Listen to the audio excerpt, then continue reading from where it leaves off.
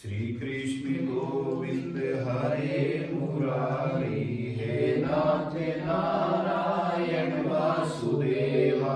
श्री कृष्ण गोविंद हरे मुरारी, हे नाथ नारायण वासुदेवा।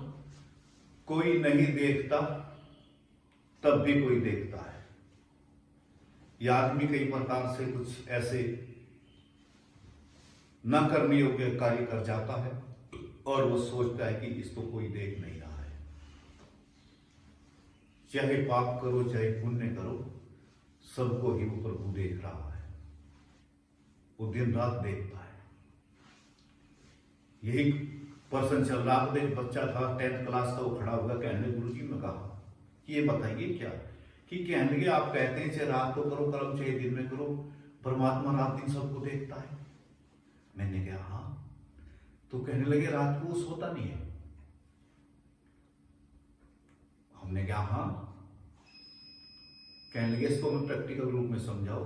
तो मैंने कहा अगर कोई रात को क्राइम करता है, कोई किसी को मारता है, तो क्या रात को पुलिस नहीं आएगी? आओगी। डीएम तो आराम से सो रहा, लेकिन जो जिम्मेदारी जिसको सौंप रखी वो पुलिस अपना कार्रवाई तुरंत करेगी।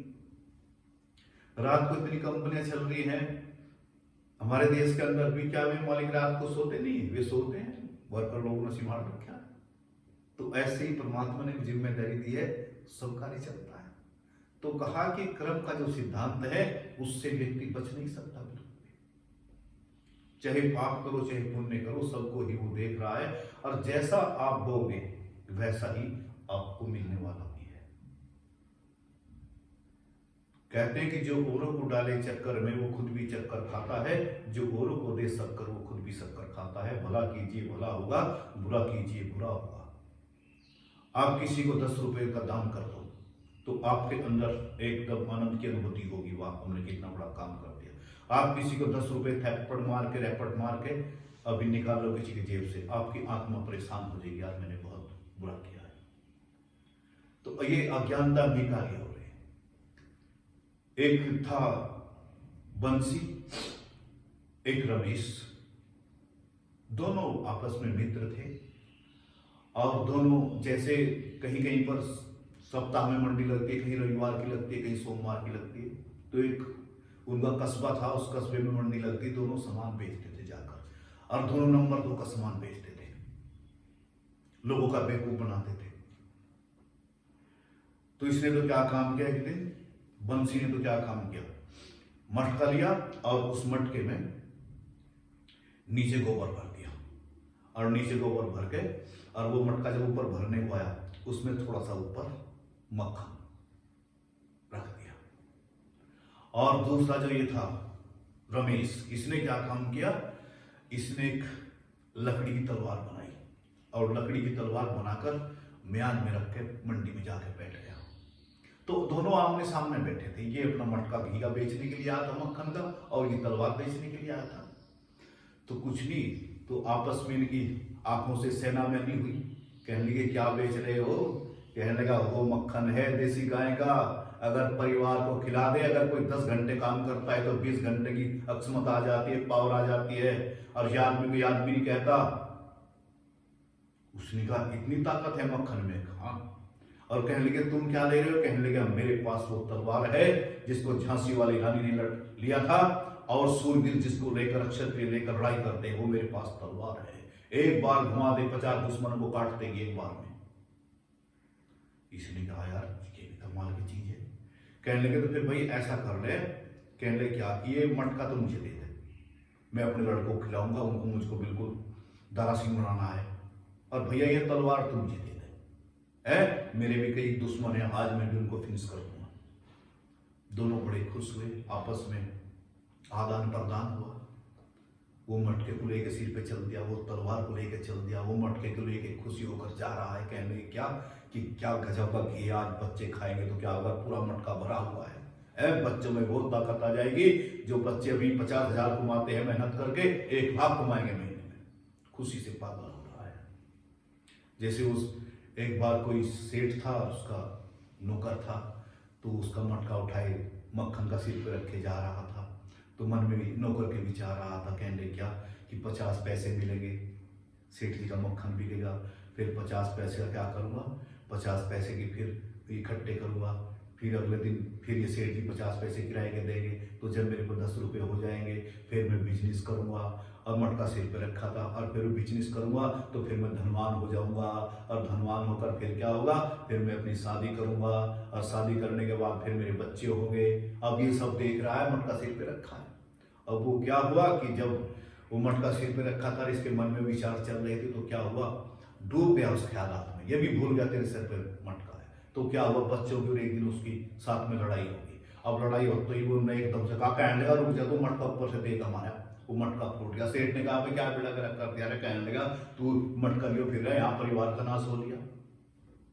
तो कई प्रकार के ऐसे लोग भी समाज में होते हैं।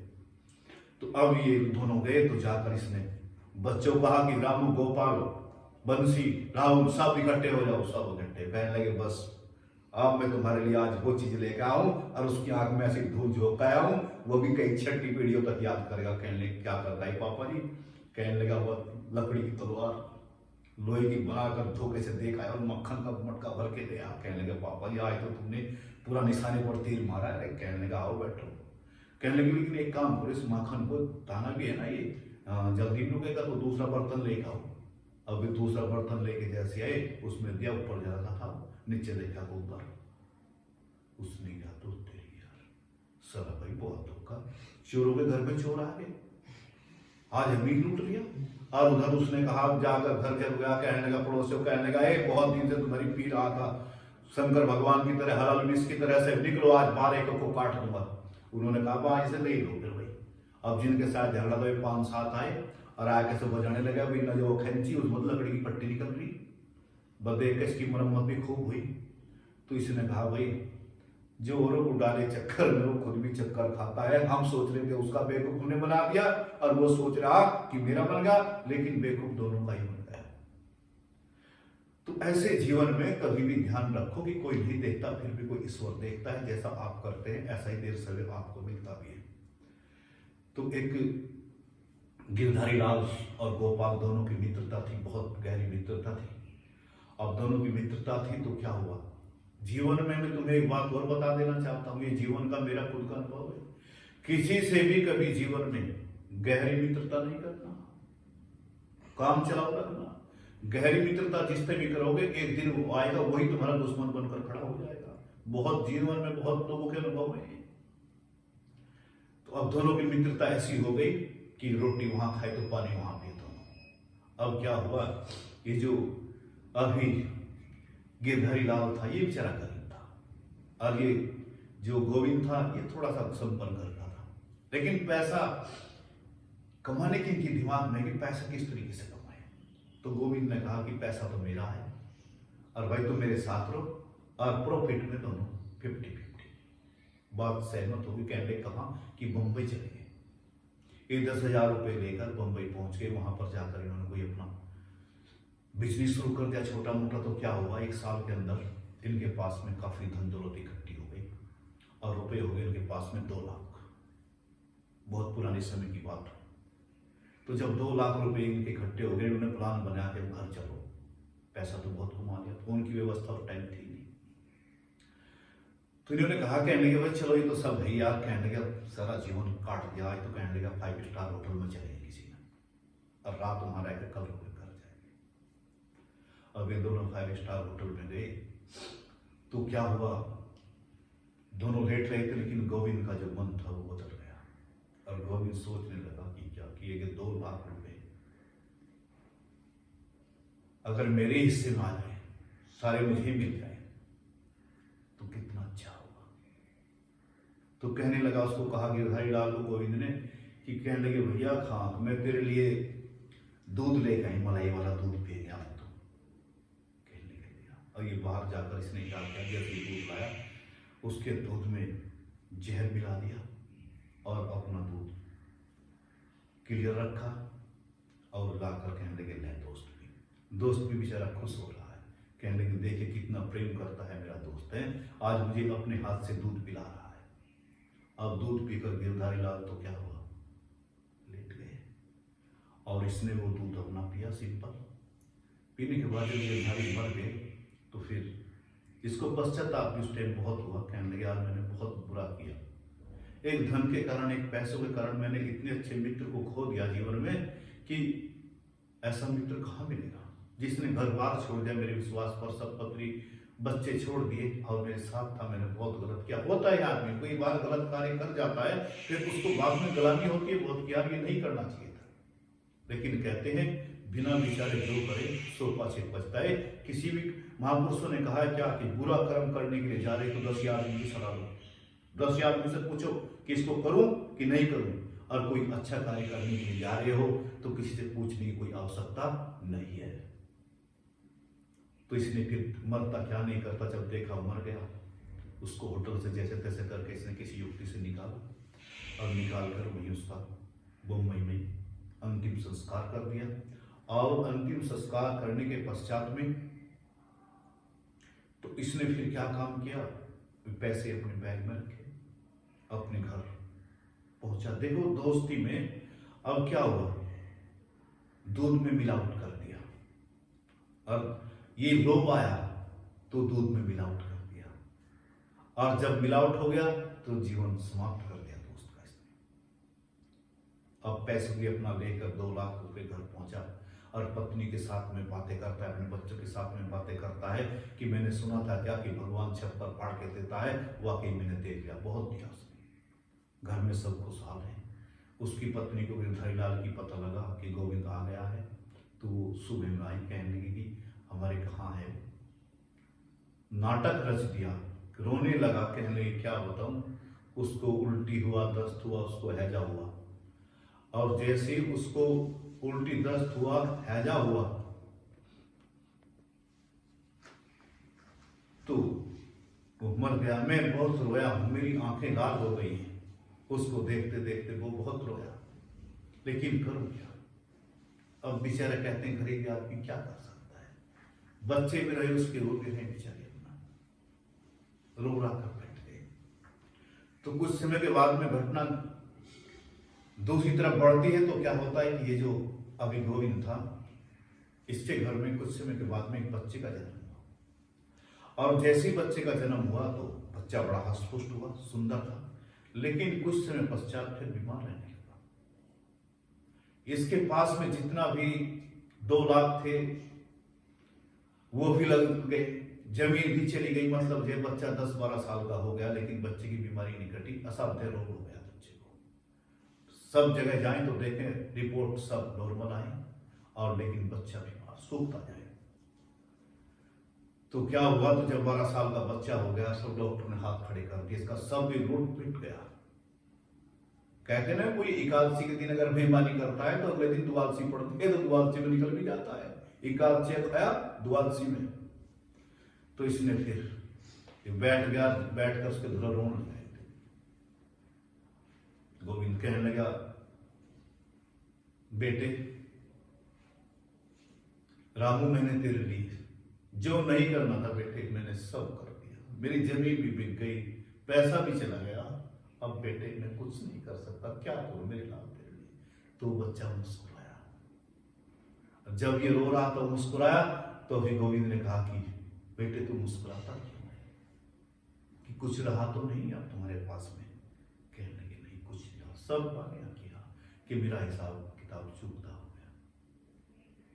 कहने लगे कैसा, कि मैं वही तुम्हारा मित्र जिसको तुमने जहर दिया था गिरधारी लाल, और तुम्हारे यहाँ पुत्र रूप में जन्म मेरा हुआ, और मैं अपना हिसाब किताब लेने के लिए आया था।